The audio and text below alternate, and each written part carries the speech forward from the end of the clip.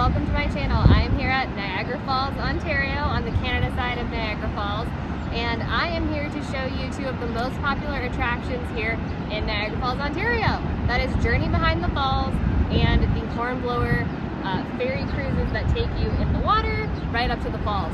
So first up, we're going to do the Journey Behind the Falls, and that is a series of walkways and tunnels that take you behind the falls themselves. And then later tonight we're going to do a evening cruise on the ferry boat, the Hornblower, up to the falls. And if you are interested in what there is to do on the New York side of Niagara Falls, I have a video for that as well, and it is linked here.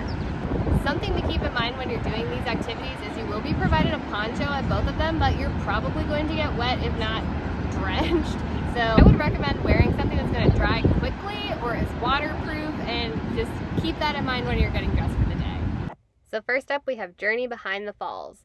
To enter the Journey Behind the Falls, you are going to go to the Table Rock Visitor Center, which in itself is a fun place to visit. There's shopping, dining, and a free observation deck. This observation deck, located behind the visitor center, is the physically closest you're going to get to the falls at the top, and it's the physically closest you're going to get to the falls for free on the Canadian side.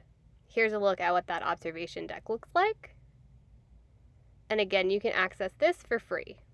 The Table Rock Visitor Center is sort of like a small shopping mall, but on the bottom floor there are starting points for several activities, including Journey Behind the Falls. Journey Behind the Falls does not sell tickets in advance. They don't sell time tickets in advance or anything like that, but they are included in several of the packaged ticketing options that you can buy that will get you into several activities throughout the Canada Niagara Falls area. I will say that there's not a ticket that I found that includes both Journey Behind the Falls and the Niagara City cruises. So that's something to consider, though. If you're looking to do a bunch of activities, you can save by bundling them. Here's a look at what the entrance to Journey Behind the Falls is. This is about 20 minutes after opening, and it took us probably about 20 minutes of waiting in line to get up to the front and purchase our tickets. Once we had our tickets, it was down some ramps and into a waiting area where you were given your poncho and you waited for the elevator. Once you took the elevator down in smaller groups, you are in the tunnels and you are journeying behind the falls.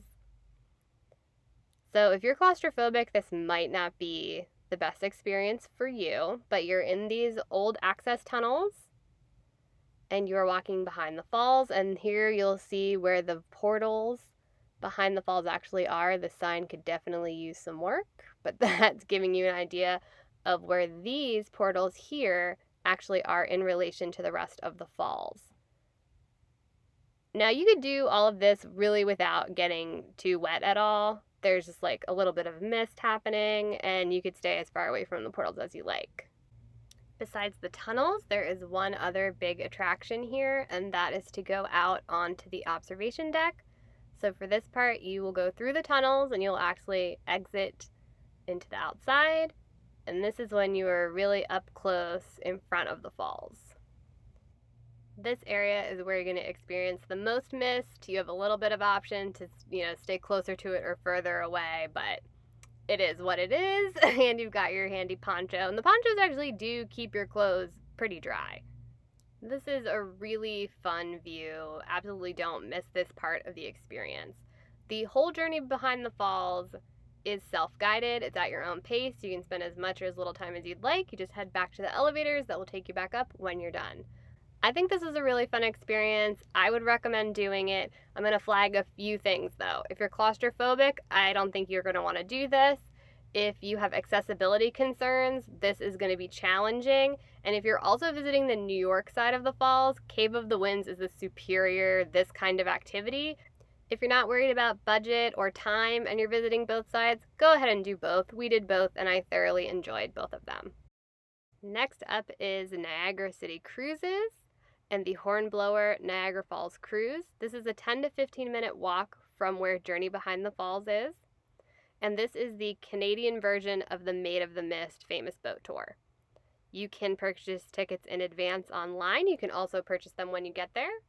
We got ours online, so we just went straight down to the dock. There's a bunch of ramps that you're going to take.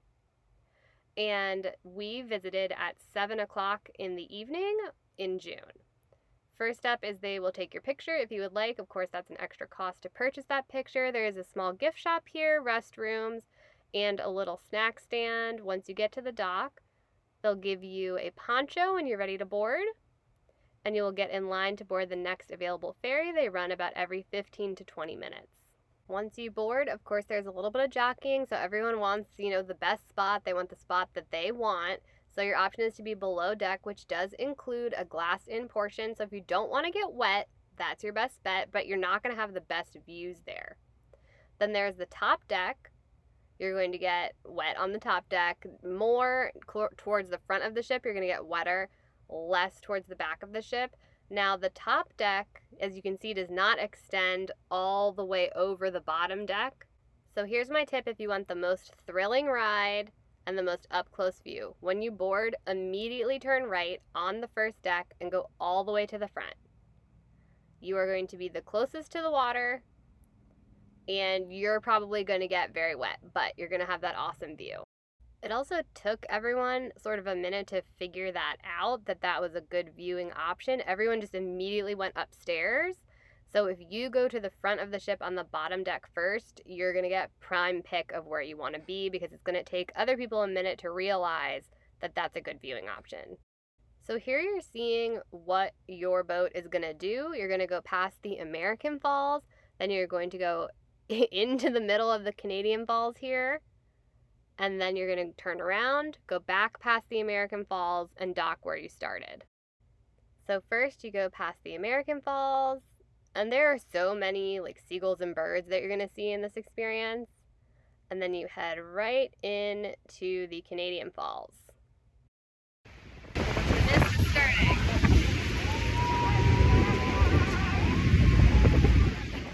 The closer you get to the Horseshoe Falls, the more and more mist there's going to be. That's when it's going to be very wet, and make sure to take some pictures when you're a little bit further away from it, because the closer you get, the harder it is with just all that mist to get a good picture.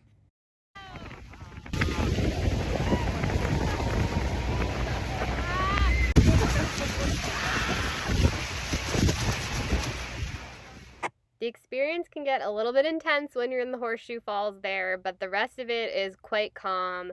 It's really just windy and wet and a little bumpy, but it's nothing crazy. You're gonna get very wet. Overall, this experience is a ton of fun. I loved it. I think that everyone would enjoy this experience. If you have concerns about the intensity or getting wet, just pick your spot on the boat appropriately. If you are looking at this versus Maid of the Mist, we had tons of fun on both of them. Maid of the Mist, a few differences. They do not sell tickets in advance. Their boats, however, seemed newer and a little bit nicer, but very comparable. But the Hornblower Niagara City Cruises has an interior portion. So if you don't want to get wet, that's huge. Overall, Maid of the Mist versus Niagara City Cruises, the Hornblower, are extremely comparable. I would not worry about crossing national borders specifically to ride one or the other. If you're interested in more Niagara Falls content on the US side and Canadian side, I've got a playlist linked above, and in the description I have written content linked. If you're also interested in where to stay when in Niagara Falls, Ontario, I have a video for that as well, and it is linked here. Thank you so much for watching. I hope that you found this helpful in planning your time in Niagara Falls, Ontario, and if you would like to stay at this hotel or do any of these activities, I'm a travel agent. I would love to be your travel agent. All of my travel agent services are free of charge, and my contact information is on the screen. Thank you so much, and have a great vacation.